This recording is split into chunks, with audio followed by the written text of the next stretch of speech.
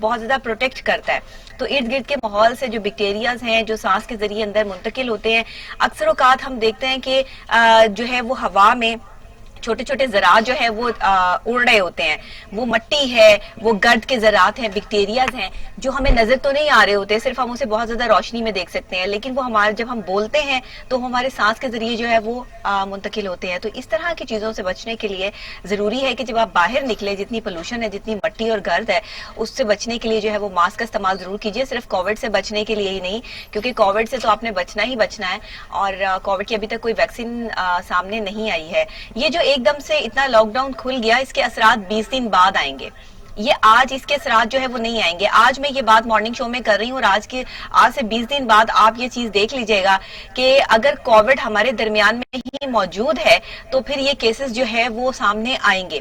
ایسا نہیں ہو سکتا کہ کیسز سامنے نہ آئیں. ابھی دوبارہ سے ایک سرکل چلا ہے کہ لوگوں میں بخار اور جو ہے وہ زکام اور گلا خراب دوبارہ سے سٹارٹ ہو گیا ہے. یہ سب کیا ہے؟ اور وہ کووڈ پیشنٹ جن کو پہلے سے جو ہے وہ کووڈ ہو چکا ہے، میں کرونا کا لفظ استعمال نہیں کرتی ہوں کیونکہ یہ ایک یہودیوں کی بد دعا ہے کرونا، اور اس کو جو ہے وہ بار بار جو ہے وہ نہیں سامنے لانا چاہیے اور نہ اس کی بات کرنی چاہیے. بالکل اسی طرح جس طرح یو اے ای نے جو ہے وہ اسرائیل سے معاہدہ کر کے جو ہے وہ غلط کیا، اسی طرح ہم کرونا کر کے جو ہے وہ یہ غلطی نہیں کرنی چاہیے ہمیں، بلکہ اس کو کووڈ ہی کہنا چاہیے. تو یہ حالات اور واقعات ہیں جناب. دنیا کی سچویشن، دنیا کہاں سے کہاں پہنچ رہی ہے، لیکن اس کے باوجود بھی برطانیہ والوں نے یہ فیصلہ کیا ہے کہ اسکول نہ کھولے جائیں. برطانیہ میں اسکول نہ کھولنے کا فیصلہ جو ہے وہ سامنے آیا ہے. یہ ایک اہم خبر ہے، میں آج آپ کے ساتھ جو ہے وہ شیئر کروں گی. اس سے جڑی ہوئی نیشنل، انٹرنیشنل، ٹیکنالوجی سے ریلیٹڈ جو ہے وہ سائنس سے ریلیٹڈ ہمارے پاس بہت انٹرسٹنگ نیوز بھی جو ہے وہ شامل ہے. اور خاص طور پہ میں آج آپ کو یہ بھی بتاؤں گی کہ انسان ہی نہیں بلکہ جانور بھی کس طرح ایک دوسرے اگر بیمار ہو جاتے ہیں تو ایک دوسرے سے خود کو جو ہے وہ محفوظ کرتے ہیں. ہے نا انٹرسٹنگ سی بات؟ تو یہ بھی ہم آج جو ہے وہ پروگرام میں جو ہے وہ آپ کے ساتھ شیئر کریں گے. کچھ اہم جو ہے وہ ٹاپکس پر بات ہوگی، سٹوریز ہوں گی ہمارے پروگرام میں جس پر ہم نے بات کرنی ہے. نواز شریف صاحب کے حوالے سے جو ہے وہ جناب دوبارہ سے خطرے کی تلوار جو ہے وہ لٹک رہی ہے. ان کو اتنی لمبی ضمانت کیوں دی گئی؟ ہائی کورٹ نے جو ہے اس پہ کافی برہمی کا اظہار کیا، اس حوالے سے بھی ہم نے بات کرنی ہے. ساتھ ہی ساتھ جو ہے وہ ہم انٹرنیشنل لیول پہ جو ہمارے ساتھ معاملات اور حالات ہو رہے ہیں اس حوالے سے بھی جو ہے وہ بات کریں گے. مختلف مہمان بھی ہمیں آن کال جو ہے وہ جوائن کریں گے، ہمارے پروگرام کا حصہ ہوں گے مارننگ شو میں. یہ تمام چیزیں جو ہے وہ ہمارے ساتھ ساتھ جو ہے وہ چلتی رہیں گی، لیکن سب سے پہلے ہم ہیڈ لائنز کی طرف یعنی کہ آج کی اپڈیٹس کی طرف چلتے ہیں کہ آج کی اپڈیٹس کیا کیا ہیں. تو آپ کو بتاتے چلیں کہ پاکستان کے لیے ایک بہت اچھی، بہت اہم، بہت بڑی خبر یہ ہے کہ بیرون ممالک سے ایک ماہ میں 2000 یعنی 768 ملین ڈالرز کی ترسیلات زر اور ایک ماہ میں بھجوایا جانے والا یہ سب سے بڑا سرمایہ ہے. وزیر اعظم پاکستان جناب عمران خان صاحب کی طرف سے یہ ٹویٹ جو ہے وہ سامنے آیا ہے. انہوں نے کہا ہے کہ پاکستانی معیشت کے لیے ایک اور خوشخبری ہے، اور خوشخبری یہ ہے کہ ایک مہینے میں یعنی کہ جولائی میں بیرون ملک سے ترسیلات زر 2000 سے لے کر یعنی 2000 سے لے کر 768 ملین ڈالرز تک پہنچ گئی ہے، اور ملکی تاریخ میں ایک ماہ میں بھجوایا جانے والا یہ سب سے بڑا، سب سے زیادہ سرمایہ ہے. وزیر اعظم کا ٹویٹ. اور یہ بہت اہم اور خاص بات ہے کہ پاکستان کی معیشت کے حوالے سے جس طرح ہم روز بات کرتے ہیں کہ معیشت جو ہے وہ اسٹرانگ نہیں ہے، اسٹرانگلی جو ہے وہ معیشت کو جو ہے وہ ڈیل نہیں کیا جا رہا، یا معیشت میں بڑے پرابلمز آ رہے ہیں. ظاہر ہے کسی بھی ملک کے چلنے کے لیے جو ہے وہ اس کی اکنامیکل پوزیشن کا اسٹرانگ ہونا بہت ضروری ہوتا ہے. اور اکنامیکل پوائنٹ آف ویو سے جو جولائی کے مہینے میں ہم نے جو چیزیں باہر بھیجی ہیں وہاں سے جو ہمیں زر مبادلہ آیا ہے جناب وہ تقریباً جو ہے 2768 ملین ڈالرز تک جو ہے وہ پہنچ چکا ہے، اور یہ ایک بہت بڑی کامیابی ہے پاکستان کے لیے. وی اپریشیٹڈ کہ یہ پاکستان تحریک انصاف کی کریڈٹ جو ہے وہ جاتا ہے وزیر اعظم پاکستان جناب عمران خان صاحب جو ہے وہ دن رات جو ہے وہ کوششوں میں لگے کہ پاکستان کو جو ہے وہ ترقی پذیر سے ترقی یافتہ ممالک کے صف میں کیسے شامل کیا جائے. اس کے ساتھ بہت ہی اہم خبر ہمارے پاس یہ بھی ہے جو میں نے آپ کو کل بھی اپڈیٹ کیا تھا کہ آرمی چیف کا دورہ ہے سعودی عرب، بہت اہمیت کا حامل ہے. اس کے پیچھے جو ہے وہ کچھ بڑی ریزنز بھی ہو سکتی ہیں. بہرحال جی آرمی چیف کی ایک روزہ دورے پر سعودی عرب آمد، اور آرمی چیف نے چیف آف جنرل سٹاف پیاد بن حامد ارولی سے ملاقات کی ہے. آرمی چیف قمر جاوید باجوہ سعودی عرب پہنچ چکے ہیں. آرمی چیف نے چیف آف جنرل سٹاف پیاد بن حامد ارولی سے ملاقات کی، اور اس موقع پر کمانڈر لیفٹیننٹ جنرل فہد بن ترکی السعود بھی موجود تھے.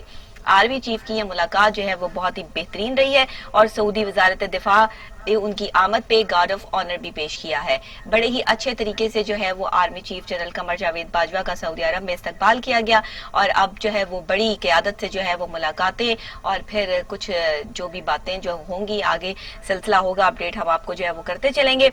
इसके अलावा जनाब जैसे कि मैं प्रोग्राम के स्टार्ट में जो है वो बात कर रही थी कि इस्लामाबाद हाई कोर्ट का एक अहम फैसला जो है वो सामने आया है और इस्लामाबाद हाई कोर्ट ने नवाज शरीफ की जमानत पर सवाल उठा दिए हैं। जी हाँ, अदालत के फैसले की हद तक मुल्जिम इश्तिहारी हो चुके हैं और चीफ जस्टिस अतर मनोल्लाह ने के ये रिमार्क्स जो है वो सामने आए हैं। वो कहते हैं कि साबिक वजीर आजम नवाज शरीफ की जमानत पर सवाल उठाने का मकसद भी यही है कि बज़ाहिर इस अदालत के फैसले की हद तक मुल्जिम इश्तिहारी हो चुका है। 8 हफ्ते की जमानत का क्या स्टेटस है, बताएं इस चीज के बारे में। क्या नवाज शरीफ की वो जमानत खत्म हो चुकी है? चीफ जस्टिस अतर मनोल्लाह के रिमार्क्स बहुत बड़ी बात है, बहुत बड़ा एक पॉइंट जो है वो नून लीग के हवाले से सामने आया है। ये छोटी बात नहीं है कि 8 जो है वो हफ्ते की जमानत दी गई थी, 8 हफ्ते कंप्लीट हो चुके हैं। अब इस जमानत का क्या स्टेटस है? ये इस्लामाबाद हाई कोर्ट ने नवाज शरीफ की जमानत पर जो सवाल उठाए हैं अतर मनोल्लाह ने, जो है वो अब ये देखना है कि ये किस तरीके से जो है वो मामला आगे सेटल डाउन होता है और अब क्या नवाज शरीफ साहब जो इतने आराम और सुकून से वहां पर अपना इलाज करवा रहे हैं लंदन में, जो है वो ज़ेरे इलाज है, तो क्या सिलसिला आगे बनेगा और उनको किस तरीके से जो है वो जमानत मजीद मिलेगी या नहीं मिलेगी, तौसी होगी या नहीं होगी। क्योंकि इस वक्त तो नून लीग और पाकिस्तान पीपल्स पार्टी दोनों ही नैब के रडार पर है। रोज रोज पेशियां, कल आपने देखा कि आसिफ अली जरदारी साहब की पेशी हुई और वो जो है उन्होंने जाके जो है वो मामला देखे और इसके अलावा जो उससे पहले मरियम नवाज के हवाले से आपने जो है वो देखा। तो मुराद सईद साहब का बड़ा जबरदस्त बयान इसके ऊपर जो है वो सामने आया है और वो आपके साथ शेयर करूंगी। कहते हैं जी लूटी हुई दौलत वापस करने के सिवा कोई चारा नहीं है, साफ और वाज़ेह अल्फाज में जो है वो मुराद सईद ने कह दिया है। अपोजिशन की सियासत का महवर महज अपनी चोरी बचाना है, कुछ भी कर ले लूटी हुई दौलत वापस करना ही होगी। और मुराद सईद का बिलावल भुट्टो ज़रदारी को जवाब, कहा इनकी सियासत का महवर महज अपनी चोरी है और ये जब चोरी कर लेते हैं, जब इनसे हिसाब लिया जाता है तो हिसाब देने के लिए इनको बुलाया जाता है तो कोई कारकुनों को ढाल बना लेता है, तो कोई इदारों पर हमला आवर होता है और पार्लियामेंट से ये भाग निकलते हैं। अब आगे क्या होगा, क्या सिलसिला होगा, ये तो मुराद सईद साहब भी जो है वो बेहतर तौर पर जो है वो जानते हैं, बता सकते हैं। इसके अलावा उस्मान बुज़दार साहब, वजीर आला पंजाब सरदार उस्मान बुज़दार साहब की तरफ से भी अहम बयान सामने आया है। आपको पता है कि नैब के रडार पर वो भी हैं और नैब ने उनको भी जो है वो बुलाया था। तो वो कहते हैं कि नैब में मुजरिम नहीं बतौर गवाह बुलाया, दामन साफ है। सरदार उस्मान बुज़दार, वजीर आला पंजाब, हर सवाल का जवाब दूंगा, फ्रंट फुट पे खेलेंगे। जी हाँ, बैक फुट पे नहीं खेलेंगे, फ्रंट फुट पे खेलेंगे। वजीर आला पंजाब कहते हैं बतौर मुजरिम नहीं गवाह बुलाया, दामन साफ है, नैब ने जितने सवालात की सबका जवाब दूंगा, फ्रंट फुट पे खेलेंगे। 1.5 साल में 13 खुसूसी इक्तिसादी जोनर्स पर काम किया है, इसका आगाज किया है, मुईशत बहाल हुई है और मुल्क तरक्की की जानिब गामजन है, ज़राअत के शोबे में इस्लाहात ला रहे हैं। ये वजीर आला पंजाब सरदार उस्मान बुज़दार साहब की तरफ से जो है वो बयान सामने आया जो मैंने आपके साथ शेयर किया। वो कहते हैं कि हम किसी से नहीं डरते, फ्रंट फुट पे खेलेंगे और हमें जो है वो बतौर मुजरिम नहीं मुझे बुलाया गया बल्कि बतौर गवाह बुलाया गया, जो मैंने जो भी मामला जो है वो इनके सामने आए थे। इसके अलावा मुराद अली शाह साहब की बात कर ले, एक और वजीर आला सिंध। पहले हम वजीर आला पंजाब की बात की, अब वजीर आला जो है वो हम बात कर लें तो सबसे पहले जो है वो कहते हैं कि सिंध हमारी माँ है और टुकड़े टुकड़े करने की इजाजत नहीं देंगे। तो ये जो टुकड़े टुकड़े करने की इजाजत जो है वो नहीं देंगे, ये मामला जाहिरी बात है, उन्होंने साफ और वाज़ेह अल्फाज में कह दिया कि कराची पूरे मुल्क को चलाता है। वजीर आला सिंध साफ और वाज़ेह अल्फाज में ये कह दिया उन्होंने। कहते हैं कि कोशिश तो यही है कि सामने खड़े हो जाए अगर कोई इस तरह की जो है वो बात सामने आई। वज़ीर आला सिंध मुराद अली शाह का दबंग ऐलान सामने आया है, प्रेस कॉन्फ्रेंस करते हुए सिंध के इख्तियारात के साथ किसी को छेड़छाड़ नहीं करने देंगे। मजीद उन्होंने क्या कहा है, वज़ीर आला सिंध ने प्रेस कॉन्फ्रेंस की है, धुआंधार प्रेस कॉन्फ्रेंस है, क्या क्या अल्फाज कहे हैं आए आपको शॉर्ट सुनवाते हैं। जी, मैंने असेंबली के अंदर तकरीर में अपने कहा था कि जी सिंध हमारी माँ है, माँ के टुकड़े करने वाली जो बात करेगा उसके सामने हम सब खड़े हो जाएंगे। कुछ दिनों पहले मैंने आपसे बात की थी, मैंने आपसे पूछा था कि आप लोग सब मेरे साथ खड़े होंगे कि नहीं खड़े होंगे।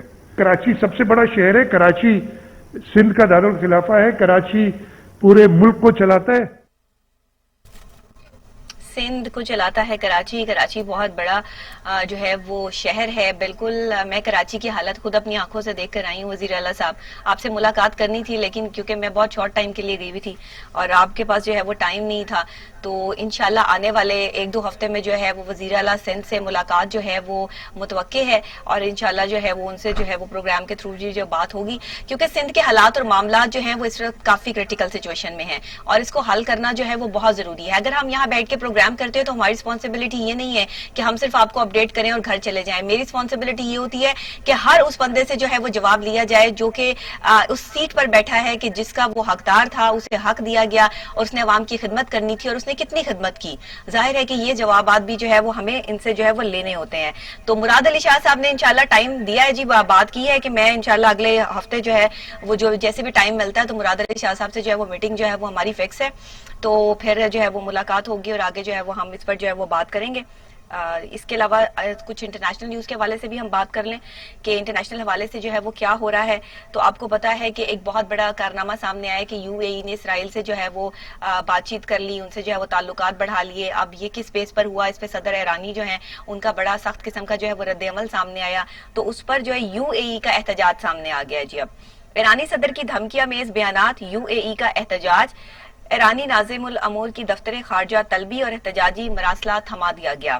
اب ظاہری بات ہے کہ جس طرح صدر حسن روحانی کی دھمکیاں میز بیانات یو اے کے لیے جو ہے وہ آئے, دھمکیاں میز تو نہیں کہیں گے, ظاہر انہوں نے یہ کہا کہ اس کے سنگین نتائج نکلیں گے. اگر آپ نے اسرائیل کے ساتھ جو ہے وہ اس طرح سے دوستی کا ہاتھ بڑھا لیا ہے اور آپ جو ہے وہ ان کے ساتھ جو ہے وہ مل کر کام کرنا چاہتے ہیں تو یہ مسلمانوں کے ساتھ غداری ہے, تو یہ سنگین قسم کا جو ہے وہ جرم ہے. تو حسن روحانی نے کوئی غلط بات تو نہیں کی, لیکن بہرحال اس کے باوجود یو اے ای کا احتجاج جو ہے وہ سامنے آیا ہے. پوری دنیا میں احتجاج ہو رہا ہے جی, پاکستان سمیت پوری دنیا کی تمام پارٹیز, تمام لوگ اس چیز پر احتجاج کر رہے ہیں کہ اسرائیل کے ساتھ جو ہے وہ یو اے ای کا اتفاق کرنا اچھا نہیں ہے اور یہ بہت بڑی غلطی ہے اور اس کو بہت بڑی غلطی قرار دیا ہے جو ہے خاص طور پہ حسن روحانی نے, صدر ایرانی جو ہیں, اور سنگین نتائج سے خبردار بھی انہوں نے کیا تھا. تو یو اے والوں نے اس پر جو ہے وہ احتجاج ریکارڈ کروایا ہے اور ایرانی ناظم الامور کی دفتر خارجہ جو ہے وہ طلبی بھی جو ہے وہ ہو چکی ہے اور ان کو جو ہے مراسلہ, احتجاجی جو مراسلہ ہے وہ بھی تھما دیا گیا ہے. تو یہ سلسلہ ہو رہا ہے انٹرنیشنل لیول پہ جو کہ مسلمانوں کے لیے ایک بہت ہی الارمنگ سچویشن ہے.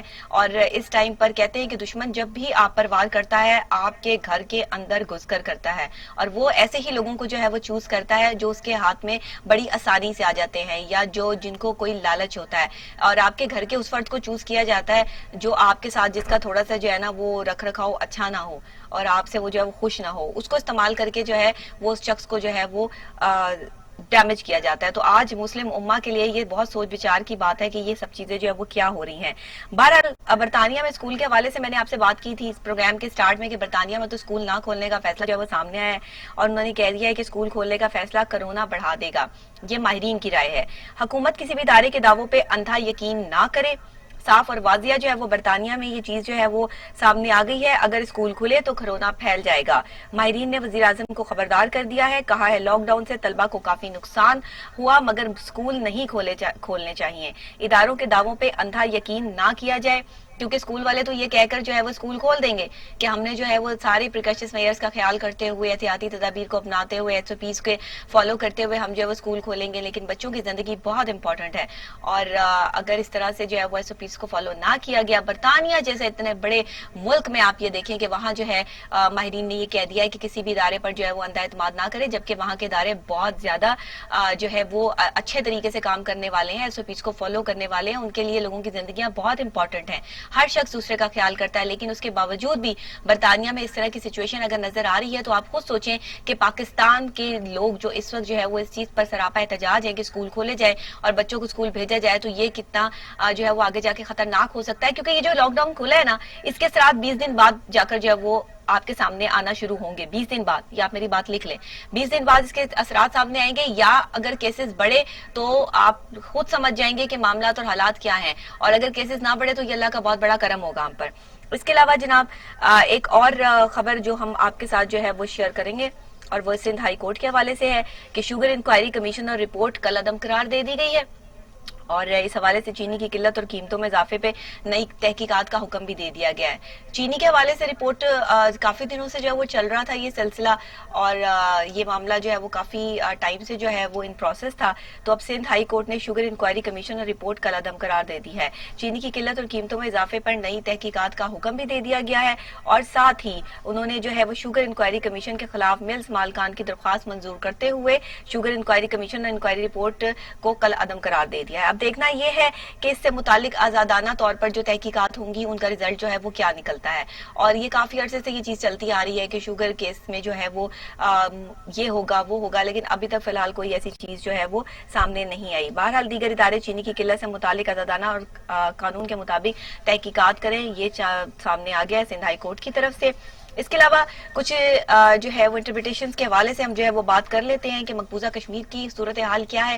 مقبوضہ کشمیر کی ہم نیوز نہ جو ہے پروگرام میں شامل کریں یہ نہیں ہو سکتا. مقبوضہ کشمیر میں جناب جھڑپیں ہوئی ہیں, اور جھڑپوں کے دوران جو ہے وہ بھارتی فورسز کے 3 اہلکار جو ہے وہ ہلاک ہوئے ہیں. کشمیری میڈیا سروس کے مطابق مقبوضہ کشمیر میں ضلع بارہمولہ کے علاقے کیری میں سینٹرل جو ریزل پولیس ہے, فورس ہے, کٹ پتلی پولیس ہے, اہلکار جو ہے مشترکہ گشت کر رہے تھے کہ ان پر نامعلوم سمت سے فائرنگ کی گئی, اور فائرنگ کے نتیجے میں 3 اہلکار موقع پر ہی ہلاک ہو چکے ہیں. حملے میں ہلاک ہونے والے اہلکاروں میں 2 کا تعلق سینٹرل ریزول پولیس فورس سے ہے, جبکہ ایک اسپیشل پولیس آفیسر تھا جس کی شناخت مظفر احمد کے نام سے ہوئی ہے. واقعے کے بعد قابض بھارتی فوج نے علاقے میں سرچ آپریشن کے نام پہ محاصرہ کر لیا.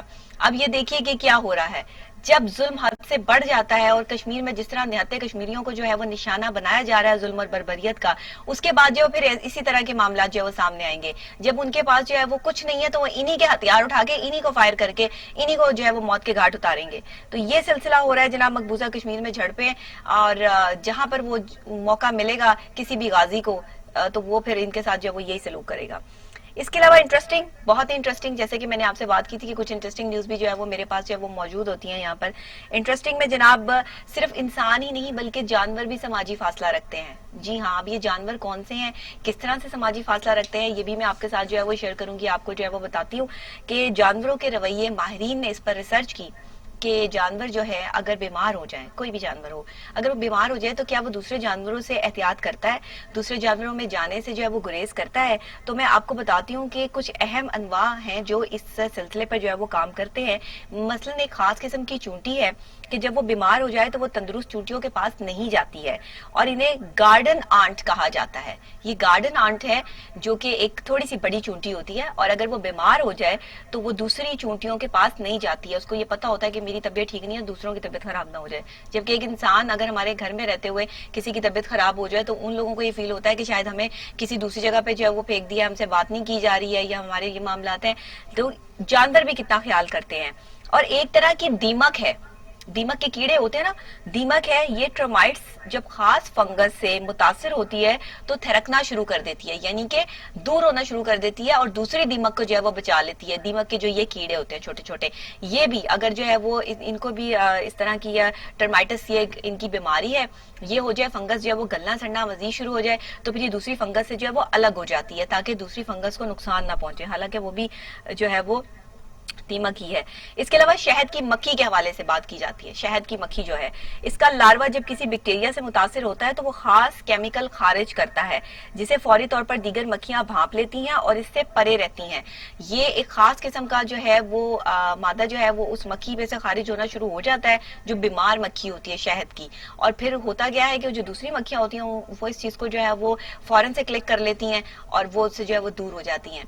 اتنی جو ہے وہ سینسز جو ہیں وہ اس طرح کے پرندوں میں, جانوروں میں, مکھیوں میں, چونٹیوں میں جو ہے وہ موجود ہیں. اور انسان جو ہے وہ جب بیمار ہوتا ہے, ظاہر ہے کہ وہ دوسرے انسانوں سے جو ہے دور رہتا ہے. سوشل ڈسٹینسنگ کی جیسے آج کل بات چل رہی ہے کووڈ کے حالات میں, اسی طرح یہ سوشل ڈسٹینسنگ جو ہے وہ ہمیں ان جانوروں میں بھی نظر آتی ہے. وہ بھی سماجی فاصلہ برقرار رکھتے ہیں جس سے جو ہے وہ دوسرے جو ان کے جانور ہیں وہ بیمار نہ ہوں.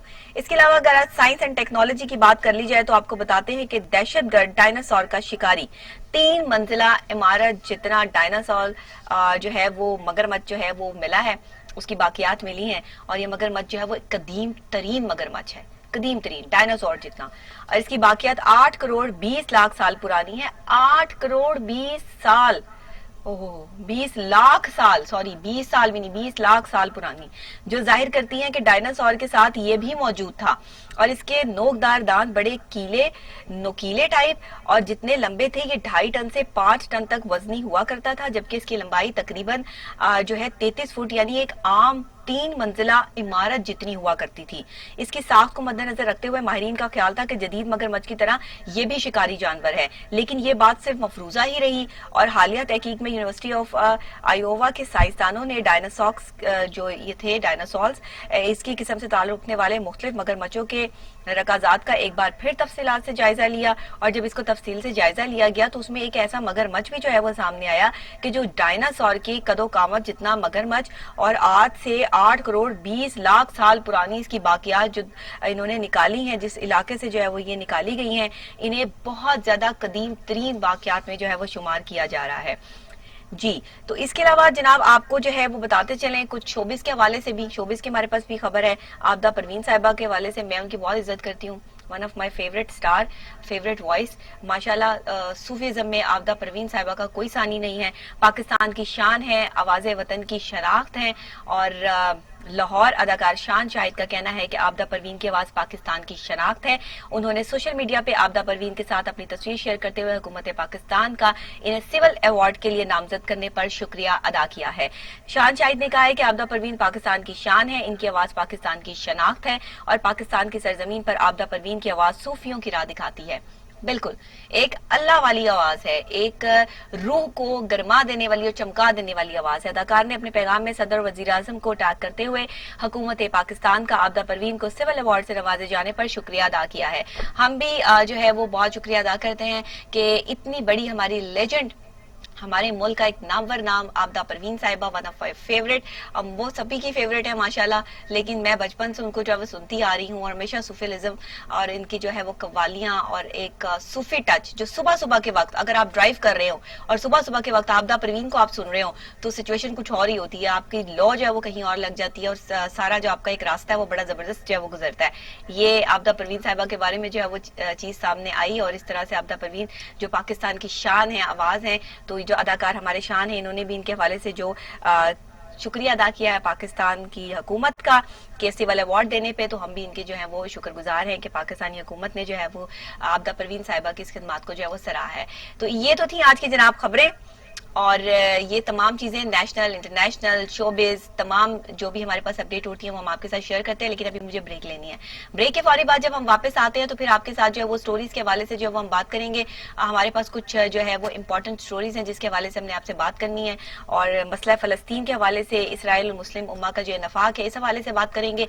साथ हवाले से जो है वो अभी हम स्टार्ट लेते हैं, सिंध के हवाले से बात करते हैं कि सिंध हाई कोर्ट ने शुगर इंक्वायरी कमीशन के खिलाफ शुगर मिल्स मालकान की दरख्वास्त पे फैसला सुनाया है, और आजादाना जो है वो तहकीकात का जो है वो हुक्म भी दे दिया है। और इसमें जो नैब है, FIA है, FPR है और दीगर इदारे हैं जो चीनी की किल्लत से मुतालिक आजादाना और कानून के मुताबिक तहकीकात करें और फिर रिपोर्ट पेश करें। तो इस हवाले से अब आगे जो है वो क्या मामलात होंगे, क्या इस पर जो है वो तज्जियाकार जो है वो अपनी राय देते हैं। सलमान आबिद साहब ने हमें ज्वाइन किया है ऑन कॉल, माशाल्लाह पाकिस्तान में तज्जिया के हवाले से जो है वो खास मुकाम और अपना जो है वो एक अंदाज रखते हैं। तो हम सलमान आबिद साहब से जो है वो पूछेंगे कि ये क्या मामलात हैं। अब ये जो सिंध हाई कोर्ट ने शुगर इंक्वायरी कमीशन के खिलाफ जो ये बात की है और इसमें ज़्यादा तहकीकात की बात की है, ये अब किस तरफ जो है वो मामला जाते हैं। अस्सलाम वालेकुम सलमान साहब।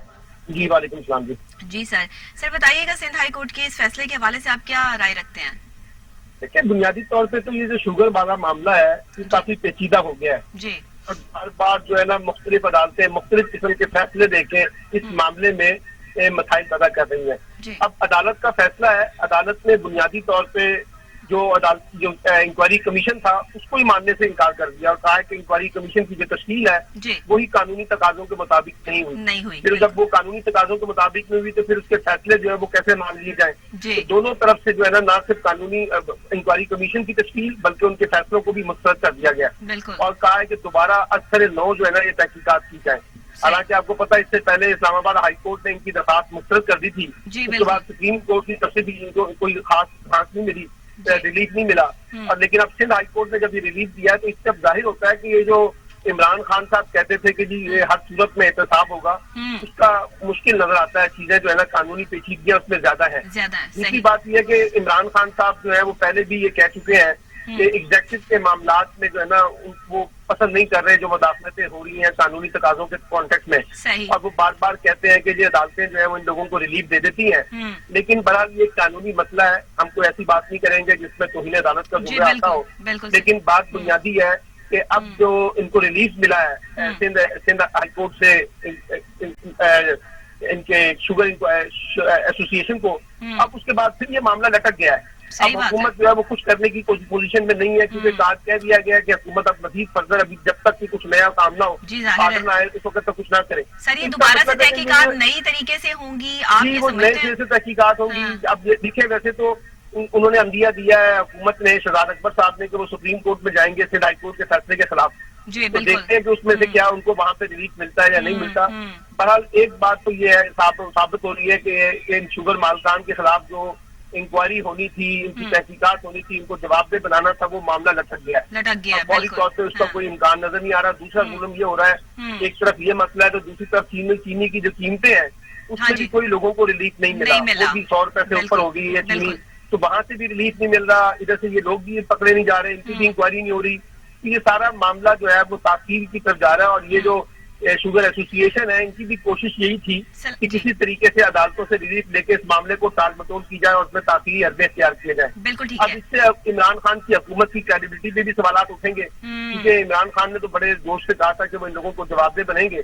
اگر وہ ان لوگوں کو جواب دہ نہیں کرتے، چینی کی قیمتوں میں کمی نہیں آتی، تو پھر اس سے عمران خان کی حکومت سے لوگ تو سوال اٹھائیں گے. لوگ قانونی پیچیدگیاں نہیں دیکھتے، لوگ تو ریلیف دیکھتے ہیں کہ ہمیں ریلیف ملا یا نہیں ملا. اس لیے میں سمجھتا ہوں کہ جو ہائی کورٹ کا فیصلہ ہے سندھ ہائی کورٹ کا، اس سے عمران خان کی حکومت کو بیک فٹ پہ جانا پڑے گا ان شوگر مالکان کے حوالے سے. لیکن اب دیکھنا یہ ہے کہ اگر فوری طور پہ حکومت سپریم کورٹ رجوع کرتی ہے تو وہاں سے کیا نتیجہ برآمد ہوتا ہے. بالکل صحیح ہے. سر یہ بتائیے گا کہ یہ قیمتوں میں اضافے جو ہے وہ روز بر روز جو ہے وہ ہو رہے ہیں، یہ تو ڈیلی کی بیسس پر جو ہے وہ اضافہ کیا جا رہا ہے، اس اضافے کو روکنے کے حوالے سے بھی کوئی اقدامات جو ہے وہ سامنے آئیں گے یا صرف تحقیقات ہوتی رہیں گی؟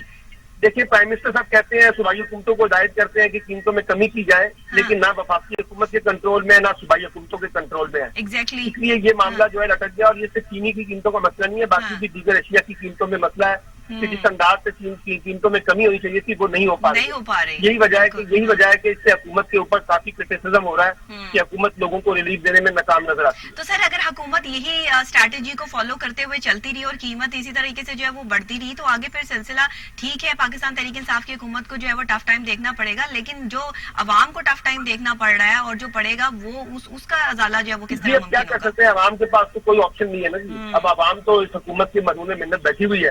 اگر یہ ریلیف دے گی تو لوگ زندہ باد کے نعرے لگائیں گے، اگر یہ ریلیف نہیں دے گی تو لوگ مرد آباد کے نعرے لگائیں گے. تو اب تو یہ حکومت کو دیکھنا ہے کہ حکومت لوگوں کو کس حد تک ریلیف دینے میں کامیاب ہوتی ہے یا نہیں ہوتا. سر یہ سندھ کا اور یہ وفاق کا جو معاملہ جو ہے وہ کبھی سارٹ آؤٹ نہیں ہوتا، کبھی ایک پیج پر نہیں آتے، کبھی کہتے ہیں کہ ہم وسائل کے اوپر جو ہے وہ کمیشن بنا کے. یہ بڑا مشکل نظر آتا ہے کہ ان کا کوئی آپس میں اتحاد ہو سکے، کیونکہ وفاق کی سیاست اور سندھ کی سیاست میں زمین آسمان کا فرق ہے.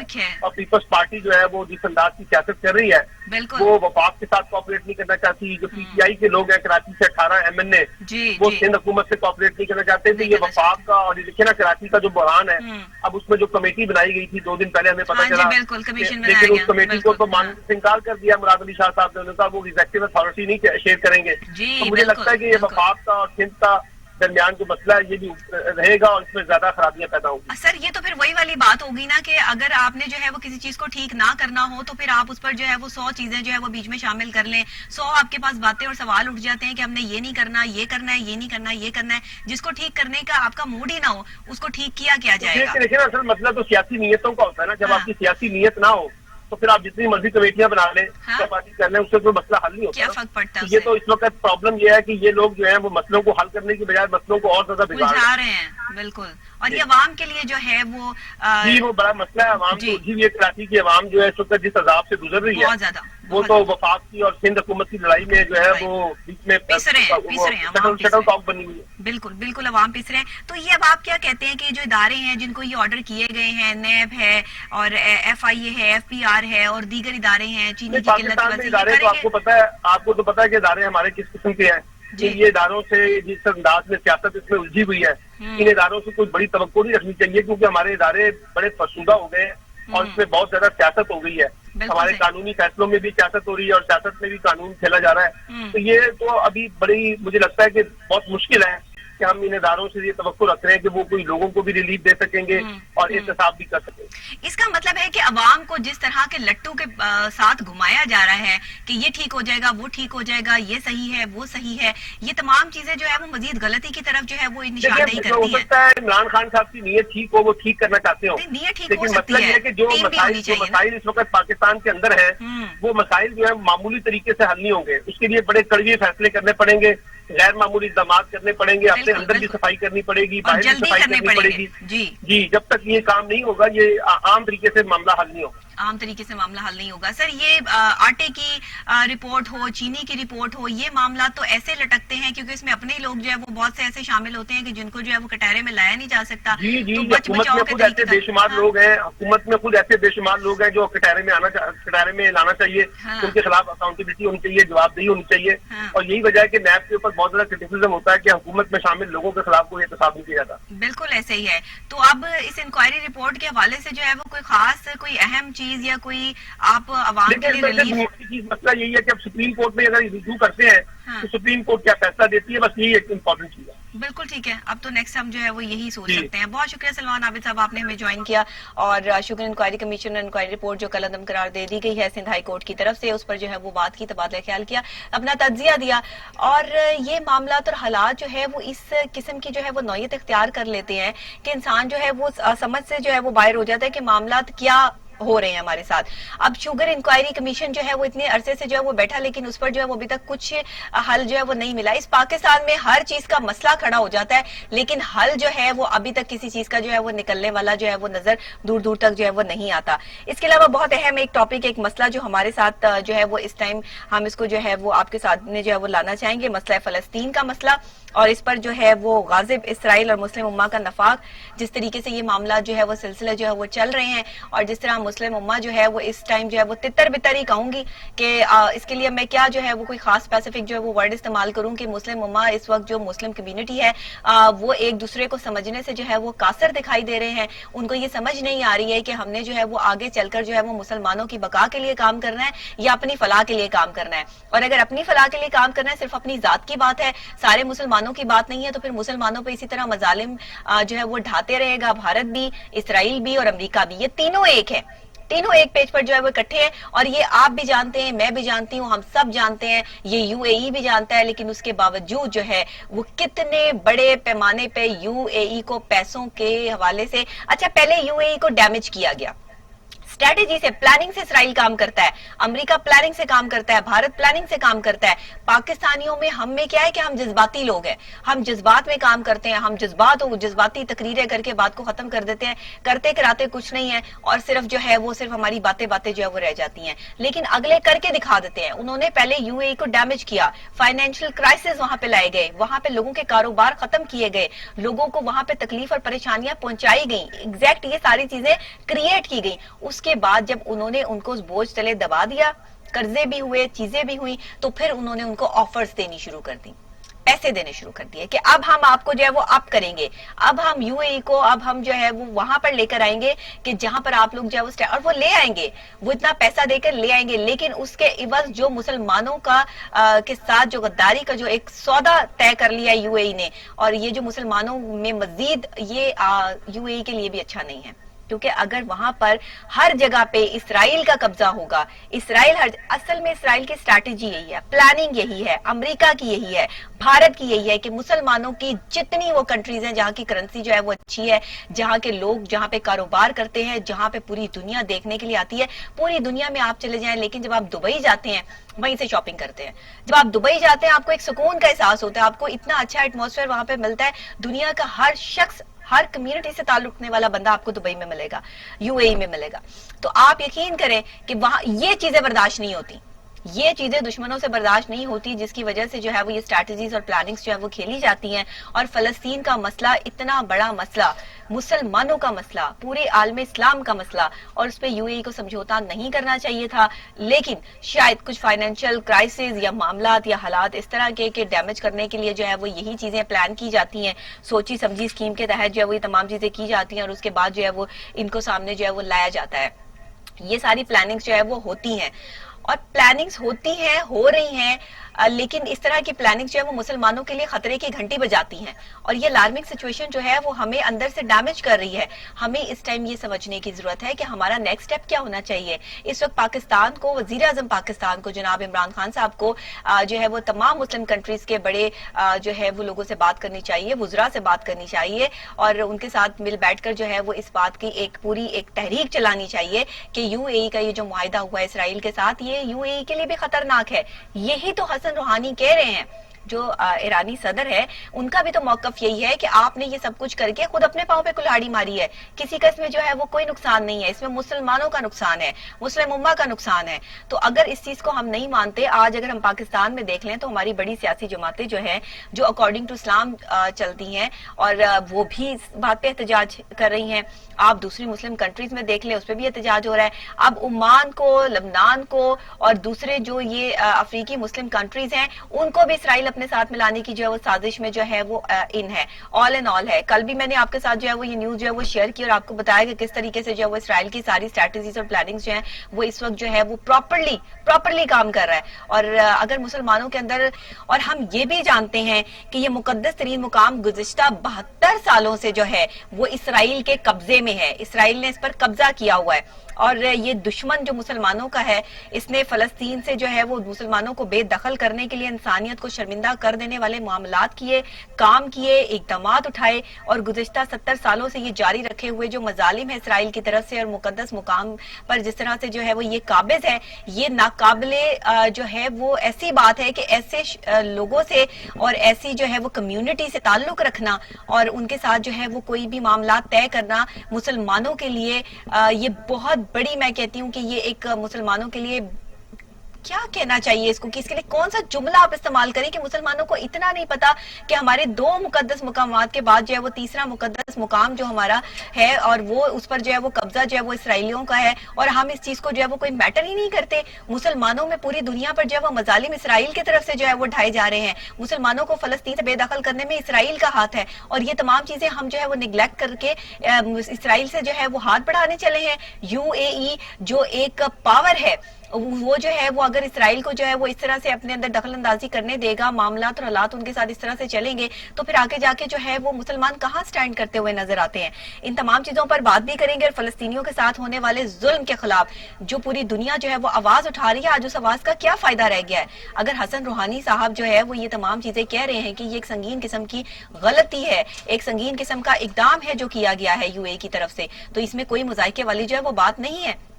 اس میں جو اسرائیل کو ہم لان تان کرتے ہیں، اسرائیل کو ہم جو ہے وہ بات نہیں کر پاتے ہیں، مظلوم فلسطینیوں کے حقوق کے لیے ان کی روح کے مطابق اقدامات نہیں کر پائے ہیں، ہم کچھ نہیں کر پائے ہیں. مشرق وسطیٰ کا جائزہ اگر ہم لیں، اور سعودی عرب کے سوا بیشتر ممالک تباہی کا شکار ہیں اس ٹائم پہ جو معاملات اور حالات ہیں، مسلمان جو ہیں وہ بہت بری کنڈیشن میں ہیں، اور مسلمان اپنے آپ کو مزید جو ہے وہ ڈاؤن فال کی طرف جو ہے وہ لے کے جا رہے ہیں.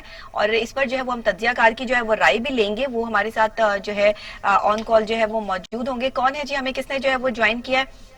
جی رسول بخش رئیس صاحب نے جو ہے وہ ہمیں جوائن کیا ہے، سینئر تجزیہ کار ہیں، اور وہ ہمیں جو ہے وہ اس حوالے سے جو ہے وہ بتائیں گے اور اپنا تجزیہ دیں گے کہ یہ جو ایک قدم اٹھایا گیا ہے یو اے کی طرف سے، یہ تو ایک انتہائی خطرناک ہے، اس کے تو نتائج بڑے خطرناک ہو سکتے ہیں. وہ اس پر کیا کہتے ہیں؟ السلام علیکم سر. وعلیکم السلام. جی سر، کیسے ہیں آپ؟ ٹھیک ٹھاک ہیں؟ بالکل ٹھیک. سر بتائیے گا، یہ جو فلسطین کے حوالے سے معاملات ہیں اور پھر اسرائیل اور یہ یو اے ای کا اب یہ گٹھ جوڑ، یہ کیا ہے اور یہ آگے جا کے ہمارے لیے کتنا خطرناک ہو سکتا ہے؟ یہ کافی عرصے سے ان کے تعلقات اور روابط ترتیب پا رہے تھے. جی. کافی چیزیں جو ہمیں بتائی نہیں جاتی، ہمیں نظر نہیں آتی، اور بہت کم لوگ ہی اس پر نظر رکھتے ہیں. صحیح. اور کچھ وجوہات کی بنیاد پر وہ دنیا کے سامنے نہیں لائی جاتی. صحیح. یہ ان کے تعلقات یہ آج کی بات نہیں ہے.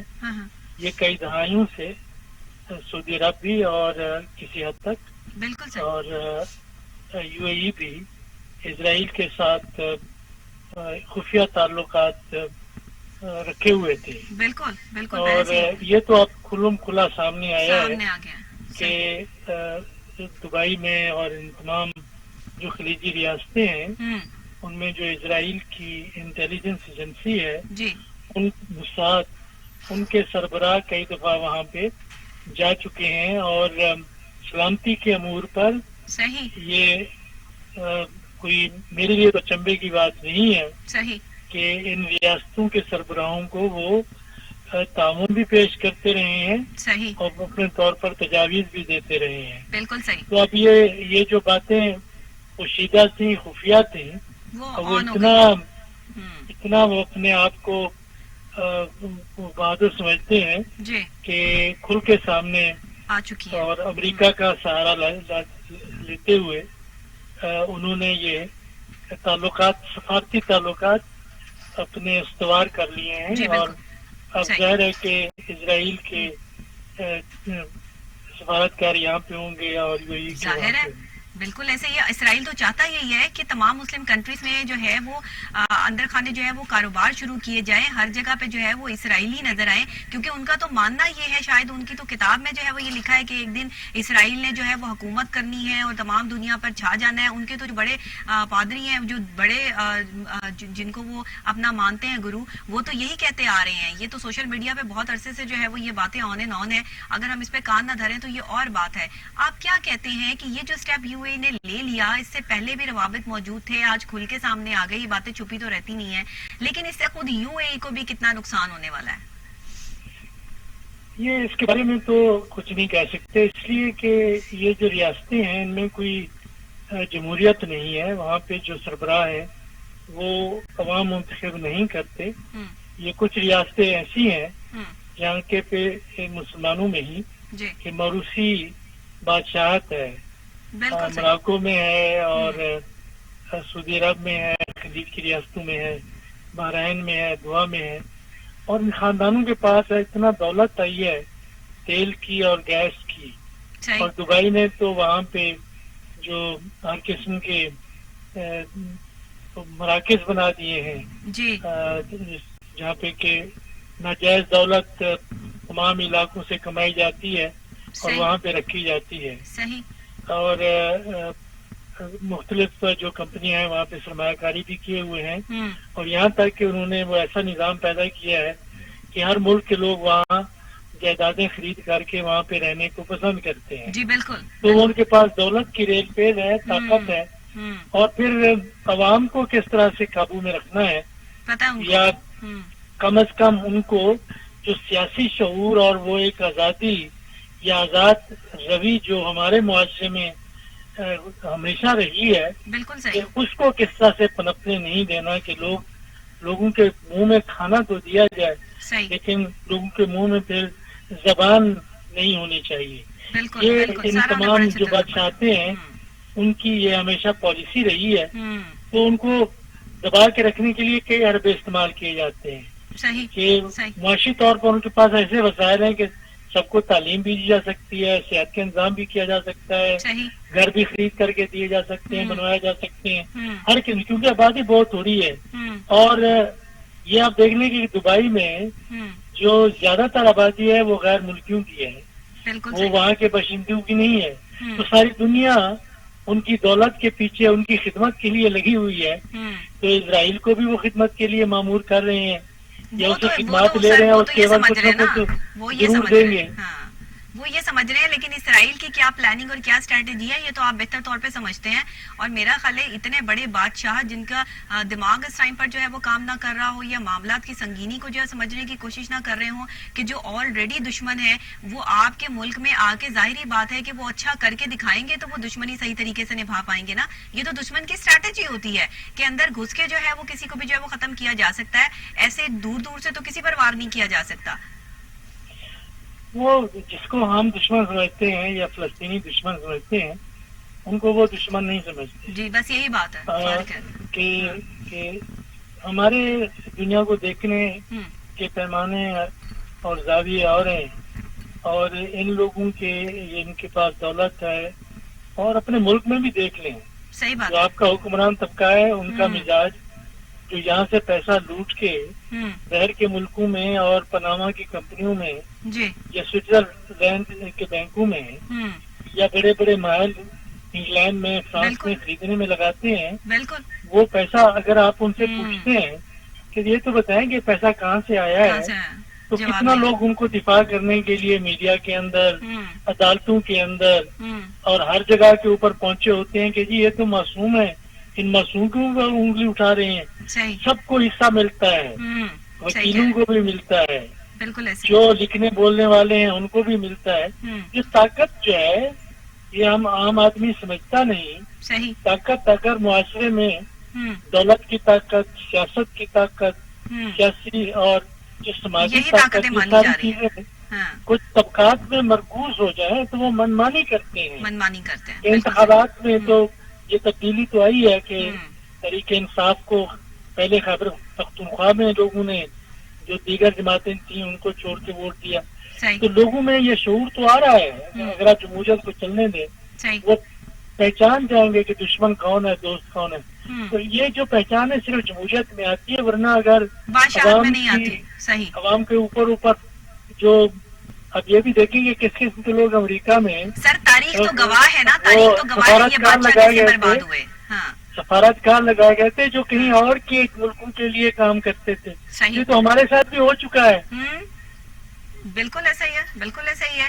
تو یہ تو تاریخ اس بات کو جو ہے وہ دہرا رہی ہے کہ جو اس وقت بادشاہوں نے جو ہے وہ لاپرواہی کا مظاہرہ کیا اور حکومتیں ان کے ہاتھوں سے چلی گئیں، اور آج ان کے خاندان جو ہے وہ ایسی قسم پرسی کی حالت جو ہے وہ اس میں ہے کہ کوئی کہہ نہیں سکتا ہے کہ یہ بادشاہوں کے خاندان کے جو ہے وہ لوگ ہیں ان کی اس غفلت کی وجہ سے. تو آج جو یو اے ای کا یہ سٹیپ ہے، کل کو یہ اس کے جو ہے وہ جیسے ایرانی صدر نے جو ہے حسن روحانی صاحب نے یہ کہہ دیا کہ اس کے سنگین نتائج جو ہے وہ نکلیں گے، اور یہ معاملہ اتنا آسان نہیں ہے کہ ان کے ساتھ جو ہے وہ چلنا، یہ معاملات طے کرنا اور پیسے کے لالچ میں آ کر یہ تمام چیزیں کرنا.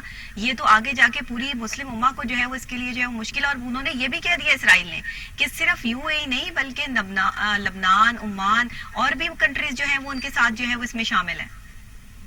لبنان کا انہوں نے کہا، بحرین کا کہا ہے، اور یہ جو کہا جا رہا ہے مراکو کا کہا ہے، مراکش کا، اور عمان کا کہا ہے. جی عمان کا وہ ملک ہیں جو فارمل سفارت کاری تو نہیں کرتے لیکن تعلقات اسرائیل کے ساتھ وہ رکھتے ہیں. کیونکہ اصل معاملہ جو ہے وہ عوام کا اور بادشاہت کا ہے. بالکل ایسے ہی. اور مصر میں بھی ہم نے دیکھا کہ اخوان المسلمون کی حکومت ہے، عوام کی تائید سے آئی. تو سب نے یہ ممالک تھے جنہوں نے مل کے یہ جو آج کا جو مورسی آیا ہوا ہے تو اس کو لے آئے اور اس کو پھر امداد بھی دینا شروع کی. تو یہی حالات ایران میں تھے جب یہاں پہ بادشاہ تھا ایران کا، رضا شاہ پہلوی. تو ان کے خلاف تو ایران کے عوام ایک تاریخی انقلاب لے آئے. لیکن انہوں نے جب یہ کہا کہ یہاں بھی آئیں گے تو وہ اس قسم کے جو عوام میں شعور اور انقلابی جذبہ ہے اس سے یہ پریشان رہتے ہیں. پھر سہارا کس کا تلاش کرتے ہیں، یا امریکہ بہادر کا، یا فرانس کا، یا انگریزوں کا. اب چونکہ ان کا ایک گماشتہ نمائندہ ملک اس ملک کے اندر بیٹھا ہوا ہے جس کو انہوں نے بنا کے بچھا دیا ہے اسرائیل کی صورت میں اور فلسطینیوں کی آبادیوں پر. تو اب دیکھیں یہ ان کی رکھوالی اور نگہبانی کے کچھ فرائض اسرائیل بھی دے گا. اور ان کو خطرہ کہاں سے ہے؟ خطرہ تو ان کو اپنے عوام سے ہے. اپنے عوام سے. صحیح بات ہے، صحیح ہے، بالکل صحیح ہے. سر آپ کیا کہتے ہیں، سعودی عرب نے اتنی امداد کی ہے شامیوں کی، اور شام میں جو ہے وہ سعودی عرب کے امداد کا جو ہے وہ کوئی ثانی نہیں ہے، لیکن اس کے باوجود بھی وہ ایران کے حق میں ہے.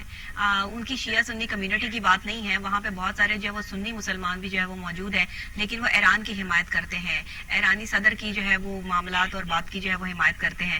تو آپ کیا سمجھتے ہیں یہ جو مسلم کمیونٹیز آپس میں بٹ چکی ہیں اور اس وقت میں حالات سچویشن اس طرح کی ہے کہ ایک دوسرے کی مدد بھی کر رہے ہیں اور ایک دوسرے کے ساتھ جو ہے دشمنی بھی ہو رہی ہے، کہیں غداری کا نام بھی اس کو دیا جا رہا ہے. میری بات سنیں، یہ جو ہے نا مسلمانوں پہ نہ جائیں آپ. یہ مسلمان تو ایران میں ہوں، سعودی عرب میں ہوں، پاکستان میں ہوں، بنگلہ دیش میں ہوں، ہندوستان میں ہوں، وہ بیچارے ہم مجبور لوگ ہیں، ہم تو ایک دوسرے سے محبت کرتے ہیں.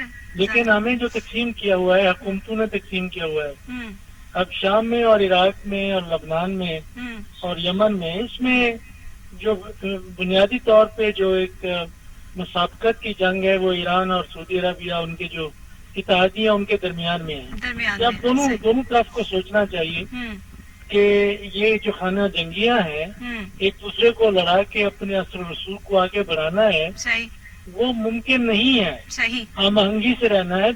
अब मुआशरों को तबाह ना करें। देखें इराक तबाह हो चुका कई दफा और अभी तक तबाही के किनारे पे है। शाम तो मुकम्मल तौर पे तबाह हो चुका है। अब ये इसकी जो सियासत है कि अपने जंगजू तैयार करें, उनकी हिमायत करें और फिर वहाँ पे मुल्क में जो भी लोग अगर आपके साथ है तो उसकी आप हिमायत करें। अब ये दायरा जो है ये आपस की जंगों का वहाँ लीबिया तक भी फैल चुका है। जैसी कैसी हुकूमत थी वो थी तो सही, लेकिन जब अमेरिका ने उनको हटाया तो आज क्या है वहाँ पे। असल चीज देखें, रियासत होती है। अगर रियासत को आप तबाह कर दें, रियासत मुराद ये होता है कि आपकी फौज है, आपके इंटेलिजेंस के इदारे हैं, पुलिस है, नौकरशाही है, तमाम आपका निजाम है। अगर एक दफा वो बर्बाद हो जाए तो उसको तमीर करना इंतहाई मुश्किल होता है। मैं तो अफगानिस्तान का मुताला करता हूँ, उसके बारे में लिखता रहा हूँ कि अफगानिस्तान में देखें कि एक रियासत थी। जब सरदार दाऊद ने 1973 में ज़ाहिर शाह की हुकूमत को खत्म किया तो उसके बाद से आज तक आपने देखा है कि कोई दिन किया है कि जहाँ पे वहाँ पे लड़ाई ना होती हो, तो रियासत खत्म हो जाएगी। यही कुछ हमने देखा है कि इराक में, यही लीबिया में देखा है, यही शाम में देखा है, यही शाम में देखा है।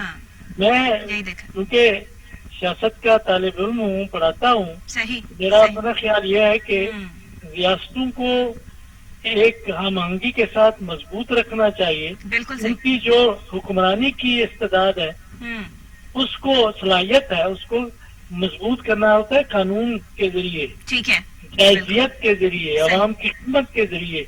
और यहाँ पे भी जो लोग हैं, पाकिस्तानी रियासत को, पाकिस्तान के इदारों को हर किस्म की आजादी है बात करने की, लेकिन वो ये नहीं समझते कि उस दरख्त को काट रहे हैं जिसकी शाख के ऊपर ये बैठे हुए। वाह वाह सर, बड़ी जबरदस्त आपने बात की और बड़ी एग्जैक्ट बात की आपने। उस चीज वो पॉइंट आपने बता दिया जो वाकई ही इस टाइम जो है वो मूव कर रहा है और हर जगह पे कर रहा है। हर जगह आपको ऐसी चीज जो है वो नजर आएगी। बहुत शुक्रिया, आपने प्रोग्राम में जो है वो ज्वाइन किया और जो है वो अपनी सॉलिड पॉइंट्स, जाहिर है कि आप सियासत पढ़ाते हैं, आप बेशक इसको जो है वो बेहतर तौर पर जो है वो डिस्क्राइब कर सकते हैं। सियासत एक आम चीज नहीं है। सियासत में बड़े बड़े रंगीन खेल खेले जाते हैं, बड़े बड़े संगीन किस्म के खेल खेले जाते हैं और इसमें जो है वो सौदेबाजी सिर्फ पैसे पर ही तय पाती है।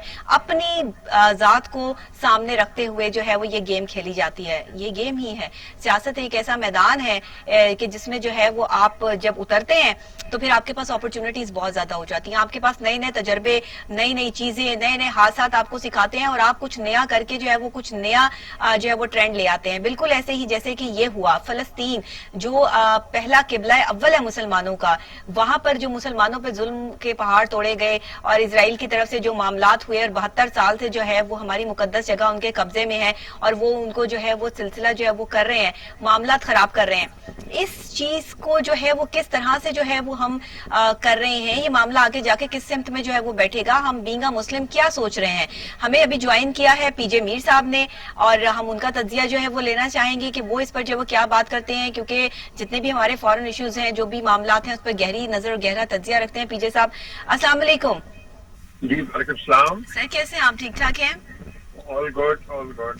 सर बताइएगा, ये मामलात आप सुन ही रहे होंगे मकबूजा फलस्तीन के हवाले से, मुसलमानों का किबला अव्वल और 72 साल से जो है वो इजराइल उस पर जो है वो कब्जा जो है उस पर है और ये सारे मामलात, उसके बाद यूएई का जो है वो मिल जाना, ये मुसलमानों के लिए क्या हो रहा है? ये क्या आप इसको कोई साजिश कहेंगे, आप इसको गद्दारी कहेंगे, क्या कहेंगे?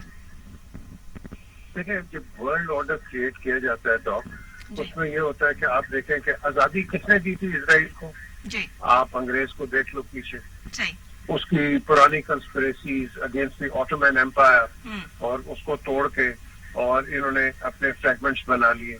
इजराइल एक साथ था, ये तो 1947 में आया है, लेकिन आप उससे पहले देखें कि 1947 में हमारे साथ यहाँ क्या हुआ, कश्मीर का इशू।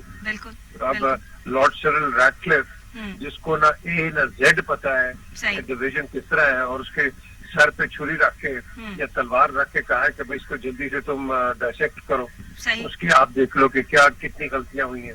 اور وہ کانفلکٹ لانگسٹ کانفلکٹ ابھی تک چل رہی ہے along with پیلسٹائن.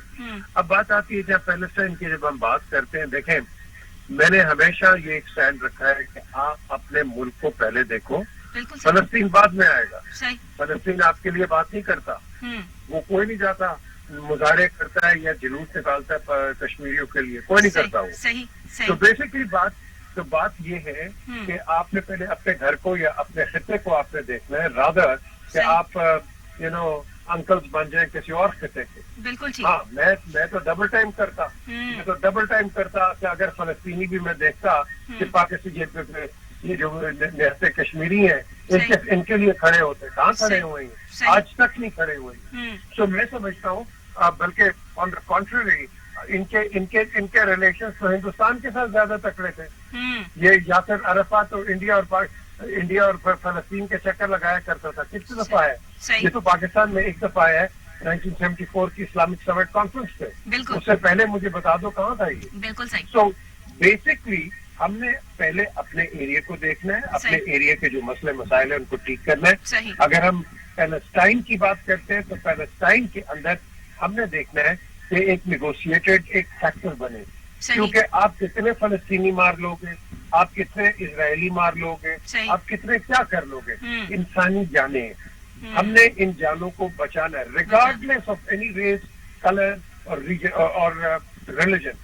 یہی ہمارے پیغمبر نے بتایا ہے اور اسی کو ہم نے فالو کرنا ہے. تو جب ہم ان اپنے رسول پاک کی آپ کہہ لو کہ ٹینٹ کو نہیں فالو کریں گے اور ایک وار پاس پہ چلے جائیں گے تو اس کا نتیجہ ایک ہی ہوگا کہ یا ایگریشن ہوگا یا ایگریسر ہوگا. تو اس چیز کو ہم نے ری نیگوشیٹ کرنا ہے, نیو ورلڈ آرڈر ہے, اس کو ہم نے دیکھنا ہے کہ آپ کی زمین تو بنتی نہیں ہے, اسرائیل یا فلسطین وہی زمین ہے, اسی پر لڑائی ہو رہی ہے, وہیں بچے بڑے ہو رہے ہیں اور جنریشن آپ ایک دوسرے کو قتل کر رہے ہو. تو آئی تھنک اس کو ہم نے زیادہ ایڈریس کرنا ہے رادر ایک کنفرنٹیشنسٹ ایٹیچیوڈ کے. اب یو اے ای نے کر لیا ہے. اب دیکھیں اس سے پہلے میں نے تو 2006 کے اندر اسرائیل میں نے تو جنگ کور کی تھی, میں نے کی تھی اسرائیل کی طرف سے, ڈاکٹر شاہد مسعود نے کی تھی اور اس میں حامد میر نے انہوں نے کی تھی ادھر سے لیبنان کی طرف سے. تو ہم نے دونوں طرف سے دیکھا ہے کہ آپ کے ریئیکشن کیا ہے. یہ سارے عرب نے بیسکلی, یہ سب مڈل ایسٹ سے رہے ہیں, عرب ہے. اسرائیل کے اندر ہمارا پہلا آپ کہہ لو کہ قبلہ ہے جو چینج کر دیا تھا رسول پاک کی ٹو کعبہ ان سعودی عربیہ. لیکن یہ سارا ایریا آپ دیکھیں گے کہ جب یہ آٹومن ایمپائر تھا اس وقت یہ تھا, پھر ڈویژن آ گیا. اب ڈویژن کے بعد آج جو آپ نے سوال کیا ہے کہ دیکھو جی اب یو اے ای نے بھی اس کو ایکسپٹ کر لیا ہے, سعودی عربیہ ہے اور کئی مسلم کنٹریز ہیں. جی بالکل مسلم کنٹریز. اور ڈاکٹر دیکھو ایک چیز ہے, ہمیں کسی جھوٹ کے پردے کے پیچھے نہیں کھڑا ہے. ہم پاکستان میں ساری میڈ ان اسرائیلی چیزیں استعمال کرتے ہیں, موسٹ آف دیم, جو کہ اسرائیلی کنیکشن سے وایا ہیئر اور وایا دیر آتے ہیں. اب بات آتی ہے کئی لوگ کہتے ہیں جی پاکستان میں بڑا سینسٹیو, اور بھائی اسرائیل جائے باہر میں ہمیں اس سے کوئی تعلق نہیں ہے, لیکن ہمیں دشمنی ہم نے جس طرح ہم ہندوستان کو کہتے ہیں ہمیں کسی سے کوئی دشمنی نہیں ہے. ہم ایک پیسفل لونگ نیشن ہے, جو کہ قائد اعظم نے شروع میں کہا تھا کہ آپ کی فورن پالیسی کیا ہے. ہم نے کہا تھا کہ peace and tranquillity in the region we want to coexist with everybody. لیکن انفارچونیٹلی ورلڈ کے اندر پاور اسٹرکچر کے اندر ہم کہیں نہ کہیں پھنس جاتے ہیں. تو میں سمجھتا ہوں آپ اپنے آپ کو انڈیپینڈنٹ رکھو and let them do what they want. بالکل صحیح ہے سر. یہ تو ساری آپ نے بہترین بات کی ہے, آپ نے جو ہے وہ اپنی ساری بات میں جو ہے وہ اس کا بھرپور طریقے سے جو ہے وہ تجزیہ دے دیا ہے. لیکن اگر میں یہ اسرائیل کی بات کروں کہ یہ پوری اسٹریٹجی اور پلاننگ کے ساتھ جو ہے وہ مسلمانوں کی کنٹریز میں جو ہے وہ ظاہر ہے اپنے کاروبار چمکانے, اپنے معاملات کرنے اور وہاں آل ان کرنے اور یو اے سے جو ہے وہ اس کا سٹارٹ لینے. کہا تو یہ جا رہا ہے کہ ان کے پہلے سے معاملات اور تعلقات تھے, اندر خانے جو ہے وہ ساری سلسلے چل رہے تھے, کھل کے باتیں اب سامنے آئی ہیں. اس پر آپ کیا کہتے ہیں؟ یہ بالکل صحیح بات ہے, بالکل صحیح بات ہے. یہ بہت پرانا چل رہا ہے. میں نے تو سعودی عربین کانسولیٹ دیکھی ہے ٹیل اویو کے اندر, میں بڑا حیران ہوا کہ یہ سعودی عربینس کی ادھر وہاں ہے, انہوں نے تو اپنے دروازے کھول دیے تھے. اور دیکھیں نا, اگر آپ اس کو پری آٹومین کے طرف سے بھی چلے جائیں اور جب یہ ابن سعود کا گھر آتا ہے تو یہ سارا ایریا کس کے انڈر تھا؟ یہ انہی کے انڈر تھا. بالکل تو بیسکلی بات یہ ہے کہ رشتے تو ہیں دیکھیں نا وہیں عیسائی کا ایک گھر ہے یروشلم کے اندر جہاں حضرت عیسیٰ کو سولی پہ چلا دیا تھا، وہیں ڈوم آف دا راک ہے جہاں رسول پاک صلی اللہ علیہ وسلم وہ اپنے معراج پہ گئے تھے، وہیں آپ کا پہلا آپ کہہ لو کہ یہ قبلہ اول ہے، وہیں وہیں آپ کے جتنے بھی جو ہم کہتے ہیں حضرت ابراہیم علیہ السلام یا حضرت ابراہیم جو کہتے ہیں، اسی کے دو بیٹے اسحاق اور اسماعیل، جیسے سے اسماعیل ہماری طرف، اسحاق یہودیوں کی طرف، بھائی تو دونوں ایک ہی ہیں، سکے بھائی. اور بات یہ ہے ایک طرف چلا گیا، ایک دوسری طرف چلا گیا، پیغمبر سارے یہیں آئے اسی ایک خطے کے اندر.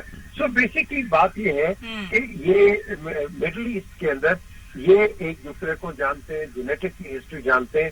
ہم ہیں کانورٹس، پاکستان ہندوستان کے اندر ہم ہیں کانورٹس، کیونکہ جہاں اسلام نہیں تھا یہاں لایا گیا تھا. محمد بن قاسم کے ٹائم سے ساؤتھ میں آیا، اور آپ کہہ لو کہ مغلوں کی طرف سے، جن کو انگریز مغل کہتا ہے لیکن یہ مونگولز تھے، یہ مونگولز کی طرف سے ہم ٹرک سائڈ یہ ادھر آتے ہیں اور اسلام کا ایڈوینٹ ہوتا ہے. اب بات آتی ہے کہ ہماری جو سب سے بڑی ڈاکٹر جو بدقسمتی ہے، ہم قرآن کو سمجھ نہیں سکتے.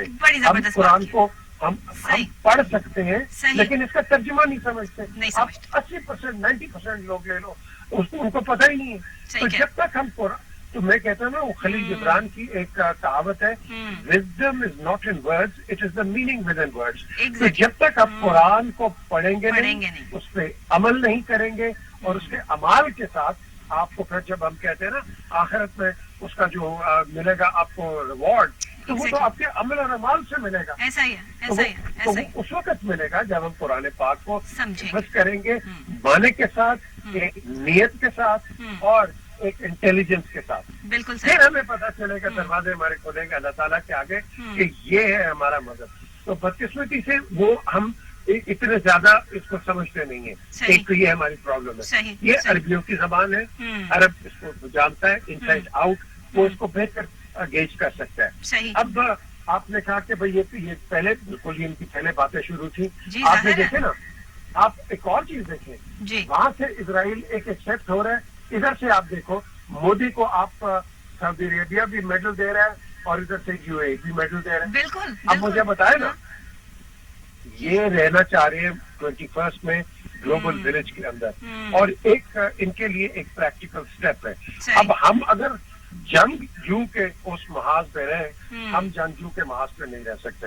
ہمارے اندر بہت غربت ہے، یہاں ہمارے اندر بہت پرابلمس ہیں، ان امپلائمنٹ ہے، اور یہ چیز اگر ہم اس پہ رہیں ہم تو ساری عمر محتاج رہیں گے. یہی جو بھی حکمران آئے گا ہم کہیں گے اور جی یہ ہمیں قرضے میں ڈال دیا. سر ان سب چیزوں کے نتائج کیا نکلنے والے ہیں؟ اس کے نتائج یہ ہے کہ جی ہمیں پیس پہ رہنا ہے، ہمیں امن سے رہنا ساروں کے ساتھ، بس ہمیں یہ رہنا ہے. بالکل صحیح، بالکل صحیح. بہت شکریہ پی جے میر صاحب، آپ نے ہمیں جوائن کیا اور بہت ہی سالڈ پوائنٹ آپ نے دیا، اور ایک بات میں جو ہے وہ بات کو ختم کر دیا کہ اس کا صرف ایک ہی حل ہے کہ ہمیں پیس میں رہنا ہے، ہمیں امن میں رہنا ہے اور اللہ سے مدد مانگنی ہے. اور سب سے پہلے قرآن پاک کو ترجمے سے پڑھ کر یہ سمجھنا ہے کہ آج جو ساری چیزیں ہمارے ساتھ ہو رہی ہیں یہ بہت پہلے ہمیں سمجھا دی گئی ہیں، چیزیں بتا دی گئی ہیں، کھول کر سامنے آ گئی ہیں. یہودی ہوں، ہندو ہوں، کچھ بھی ہو، قرآن پاک کھول کر یہ تمام چیزیں بیان کرتا ہے. اللہ تعالیٰ بندے کو سمجھاتا ہے، ایک مسلمان کو اس چیز کے لیے جو ہے وہ تیار کرتا ہے کہ تم کیا ہو اور تمہیں کیا کرنا ہے، تمہاری سمتیں کیا ہیں متعین کر دی گئی ہیں، تم نے کس سمت میں جانا ہے، کیا کرنا ہے، کیا نہیں کرنا ہے، کون سی چیزیں تمہارے لیے بیسٹ ہیں، کون سی چیزیں جو ہے تمہارے لیے بیسٹ نہیں ہیں. یہ تمام چیزوں کے فیصلے ہو چکے ہیں. اب ضرورت اس چیز کی ہے کہ ہمیں اس چیز کو لے کر چلنا کیسے ہے، ہمیں ان سب چیزوں کو سمجھنا کیسے ہے. اگر آج ہم پوری مسلم امہ جو ہے وہ اس چیز کو سمجھنے سے جو ہے وہ قاصر ہیں اور اسرائیل کے ساتھ ہمارے جو ہے وہ معاملات طے پا رہے ہیں صرف اس وجہ سے کہ ہمیں 21ویں سینچری میں جو ہے وہ بلانگ کرنا ہے اور موو کرنا ہے اور ایک لیول پہ سٹینڈ کرنا ہے، کیونکہ اسرائیل سے زیادہ اس وقت جو ہے نا معاملات اور حالات جو ہے وہ اس قسم کے ہو گئے ہیں کہ اسرائیل سے زیادہ پاورفل کنٹری اور کوئی نہیں ہے. ان کے پاس جتنا پیسہ ہے، وہ جس طرح پوری دنیا پہ جو ہے وہ اپنی طاقت اور پیسے کی وجہ سے جو ہے وہ لیڈ کر رہے ہیں، وہ کہیں پر جو ہے وہ چیز نظر نہیں آتی. اور شاید مسلمانوں کو یہ لگتا ہے کہ ان کے ساتھ مل کر یا ان کا پیسہ استعمال کر کے وہی بادشاہی ذہن کہ بادشاہ جو ہے وہ کبھی یہ نہیں سوچتا کہ یہ شخص جو ہے وہ میری مدد کر رہا ہے. بادشاہ یہ کہتا ہے کہ یہ بھی میرا محتاج ہے اور یہ میرے ساتھ جو ہے وہ کام کرنا چاہ رہا ہے, یہ میرے پاس جو ہے وہ رعایا بن کر آیا ہے. اب اسے یہ نہیں پتا کہ اس کے اندر کی اسٹریٹجی کیا ہے. اسی طرح ہوا, تاریخ گواہ ہے کہ اسی طرح ہوا. جب سلطنتیں تباہ ہوئیں کی گئیں تو اسی طریقے سے جو ہے وہ پہلے معصومانہ اور مؤدبانہ لہجے میں جو ہے وہ بات کی جاتی ہے. مٹھاس لہجے زہر ہوتے ہیں. یہ کسی نے بڑی خوبصورت بات لکھی, اور ایک میری اقوال کی بک ہے جس میں نے خود بھی جو ہے اس حوالے سے لکھا کہ یہ جو مٹھاس لہجے ہیں یہ زہر ہوتے ہیں, اور یہ زہر انسان خوشی سے پیتا ہے کہ اس کو جو ہے وہ یہ لگ رہا ہوتا ہے کہ جو آگے والا میٹھا بندہ ہے جب مجھ سے مٹھاس کے طور پہ بات کر رہا ہے تو میرے لیے تو یہ سب سے اچھا ہے. وہی والی بات ہے نا کہ آپ چمچے لیے پھرتے ہیں رائٹ بھی اور لیفٹ بھی, اور آپ اس چیز میں خوش ہیں کہ میرے ساتھ جو ہے وہ بہت سارے جو ہے وہ خوش آمد پسند لوگ جو ہے وہ آپ ہیں, اور خوش آمدی جو ہے وہ میرے ساتھ موجود ہیں جو میری تعریف کرتے ہیں. آپ کو پتا ہونا چاہیے آپ کیا ہیں. ہم تمام لوگوں کو پتا ہونا چاہیے کہ ہم کیا ہیں. ان کی خوشامد جو ہے وہ ہمیں یہ نہ سمجھائے کہ ہم کیا ہیں, بلکہ ہمیں خود سے یہ پتا ہو کہ ہماری پرسنالٹی کیا ہے اور ہم نے کہاں بلانگ کرنا ہے. تب کوئی آپ کو جو ہے وہ معاملات اور حالات جو ہے وہ اس طرح کی جو ہے وہ سچویشن اختیار نہیں کرتے. بہرحال جی یہ تمام چیزیں تو ابھی ان پروسیس ہیں. دیکھنا یہ ہے کہ ہمیں تحمل مزاجی سے, ادب اور احترام سے کس طرح جو ہے وہ آگے چلنا ہے. لیکن ایک اور بہت اہم مسئلہ جو کہ ظاہر ہے کہ ہمارے پاکستان سے ریلیٹ کرتا ہے, ہماری سیاست سے ریلیٹ کرتا ہے, اور سابق وزیر اعظم نواز شریف صاحب سے ریلیٹ کرتا ہے, مسلم لیگ نون سے ریلیٹ کرتا ہے. اس حوالے سے تھوڑی سی جو ہے وہ بات کر لیتے ہیں کہ اسلام آباد ہائی کورٹ نے نواز شریف کی ضمانت پر سوال اٹھا دیا ہے. ایک اہم جو ہے وہ مسئلہ ہے, اور عدالت کے فیصلے کی حد تک ملزم اشتہاری ہو چکے ہیں. چیف جسٹس اطہر من اللہ کے ریمارکس جو ہے وہ سامنے آئے ہیں, اور وہ کہتے ہیں کہ جی سابق وزیر اعظم کی ضمانت پر جو سوال اٹھائے ہیں اس کا جواب جو ہے وہ دیں کہ بظاہر اس عدالت کے فیصلے کی حد تک ملزم اشتہاری ہو چکے ہیں. ان کو صرف اور صرف جو ہے وہ 8 ہفتے کی ضمانت کے لیے کہا گیا تھا, لیکن 8 ہفتے بھی گزر چکے ہیں. اب وہ کہاں ہیں, اس معاملے کو جو ہے وہ دیکھا جائے, پرکھا جائے. اور توشہ خانہ ریفرنس میں بھی احتساب عدالت کے احکامات کے خلاف اسلام آباد ہائی کورٹ نے نواز شریف کی درخواست پر سماعت کا تحریری حکم نامہ جاری کر دیا. تو اب یہ معاملات کس طرف جا رہے ہیں. ہمیں جوائن کیا ہے صدیق الفاروق صاحب نے, سینئر رہنما ہے مسلم لیگ نون کے. ان سے ہم جو ہے اس حوالے سے پوچھتے ہیں کہ وہ اس فیصلے کو کیسے دیکھتے ہیں. السلام علیکم. جی وعلیکم السلام. سر کیسے ہیں آپ, ٹھیک ٹھاک ہیں؟ جی اللہ کا احسان. سر بتائیے گا. جی شکریہ. اسلام آباد ہائی کورٹ کے حوالے سے ذرا بتائیے گا ہمیں, یہ نواز شریف صاحب کے حوالے سے جو یہ فیصلے کے. دیکھیے جی, اسلام آباد ہائی کورٹ نے ایک فیصلہ کیا جی, اور پھر اس پر ایک فیصلہ لاہور ہائی کورٹ کا آیا تھا جی بالکل, جس میں شہباز شریف صاحب سے ایک ضمانت طلب کی گئی تھی, اور اس میں یہ کہا گیا تھا کہ جب صحت یاب ہو جائیں نواز شریف صاحب صحیح, تو وہ واپس آ جائیں. صحیح, اسی کی ضمانت شہباز شریف صاحب سے بھی دی گئی تھی. بالکل ٹھیک. اور یہ فیصلہ جب انہوں نے 3 ارب روپے کی بات کی تھی کہ عمران خان کی کوشش تھی کہ 3 ارب روپے دیں, یہ حکومت کی بات تھی, تو اس پہ یہ فیصلہ آیا تھا. لہذا جی اب چونکہ کل پہلی پیشی تھی اور انہوں نے بادی نظر میں اشتہاری کا کہا ہے, جی ابھی اس سلسلے میں فیصلہ تو نہیں دیا. صحیح, ان کے سامنے جب وکیل صاحب یہ لاہور ہائی کورٹ کا فیصلہ رکھیں گے, اور جو رپورٹیں وقتاً فوقتاً آ رہی ہیں جو جمع کرائی جا رہی ہیں لاہور ہائی کورٹ میں, ان کی رپورٹ بھی دیں گے, تو پھر میں سمجھتا ہوں کہ معاملہ جو ہے وہ ٹھیک ہو جائے گا. سر ہائی کورٹ تو یہ بھی کہتا ہے کہ عدالت کو اس حوالے سے آگاہ نہیں کیا گیا کہ نواز شریف صاحب کا نام جو ہے ECL سے نکالنے پر بھی عدالت کو اس میں آگاہی جو ہے وہ نہیں دی گئی, اور ساتھ ہی ساتھ جو ہے ملک روانگی کی اجازت طلب کی, اور نہ ہی اس سے متعلق عدالت کو آگاہ کیا. حکم نامے میں یہ تمام باتیں بھی سامنے آئی ہیں. پھر پنجاب حکومت سے ضمانت میں توسیع نہ ملنے پر عدالت کے سامنے سرنڈر کرنا تھا. اس حکم نامے کے مطابق نواز شریف ضمانت میں توسیع نہ ملنے کی وجہ سے بھی معاملات ہوئے. اس چیز کو آپ کس طرح دیکھتے ہیں؟ جب نواز شریف صاحب یہاں بہت زیادہ بیمار تھے اور پلیٹلیٹس کاؤنٹ جو ہے وہ بہت نیچے گر رہا تھا, تو آپ کو یاد ہوگا کہ دیگر جو حکومت کا کمیشن, میڈیکل کمیشن تھا, اس کے علاوہ شوکت خانم کے چیف ایگزیکٹو کو عمران خان نے خود بھیجا تھا. غالباً ڈاکٹر ظفر نام ہے, کیا نام ہے ان کا, انہوں نے بھی یہی رپورٹ دی تھی. اور یہاں ہر دوسرے دن پنجاب کی وزیر صحت میڈیا کو بریف کرتی تھی, اور سب نے اتفاق رائے سے کہا کہ نواز شریف صاحب کو بیرون ملک جا کر علاج کرانا چاہیے, کیونکہ سنگین خطرات لاحقتے نواز شریف صاحب کی زندگی کو. صحیح صحیح. آپ جانے کے بعد انہوں نے کہا کہ اب یہ چلے تو گئے ہیں تو چلو اب سیاست کرتے ہیں. صحیح. تو اس پہ سیاست پھر عمران خان صاحب اور ان کی پارٹی نے شروع کر دی. ٹھیک ہے جی کہ وہ اس طرح چڑھے ہیں, وہ دوڑ کے گئے ہیں. یعنی ان کے نزدیک یہ تھا کہ بندہ لیٹا ہوا اور اسے آکسیجن لگی وہ بیمار ہوتا ہے, تو ہی وہ بیمار ہے, اس کے علاوہ تو بیمار نہیں ہوتا. صحیح.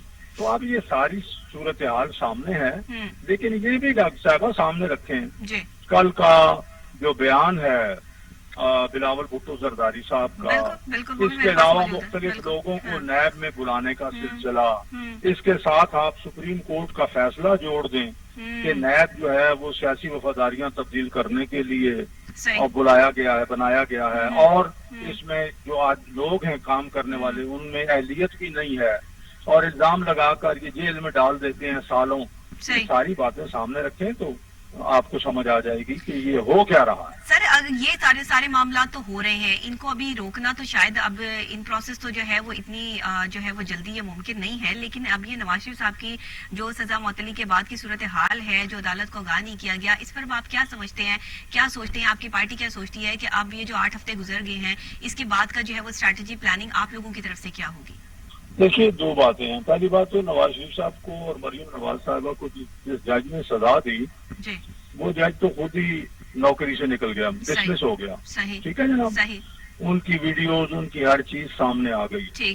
لہذا ایک ڈس آنیسٹ جج, اس کا فیصلہ اس سے پہلے بھی کل عدم ہو چکے ہیں, ان کا فیصلہ بھی کل عدم ہونا چاہیے. باقی جو پولیٹیکل انجینئرنگ ہو رہی ہے فیصلوں کے ذریعے سے اور نیب کورٹس کے ذریعے سے اور نیب کی انکوائریز کے ذریعے سے, وہ بھی آپ دیکھ لیں.